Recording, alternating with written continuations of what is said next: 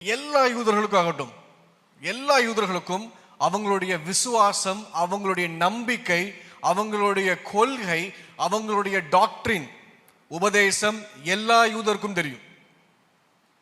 நீ எந்த யூதன் உலகத்துல அவன் கடவுளை நம்புவான், கடவுள் நம்பாம இருப்பான், அவன் சயின்டிஸ்டா இருப்பாங்க, என்ன வேணா வந்துட்டு போட்டோம், எல்லா யூதர்களுக்கும் தன்னுடைய பின்னணி யார், தான் எப்படி வந்தோங்கிற விஷயம் தெளிவாக தெரியும்.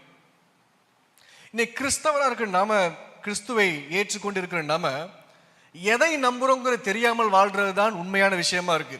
எதுக்கு சபைக்கு வரோம், எதை பின்பற்றுறோம், எது நம்ம நம்பிக்கை தெரியாம வெளியே நிறைய பேர் மைக்கை பிடிச்சு பேச ஆரம்பிச்சாங்க, தான் இஷ்டத்துக்கு உபதேசம் சொல்ல ஆரம்பிச்சாங்க.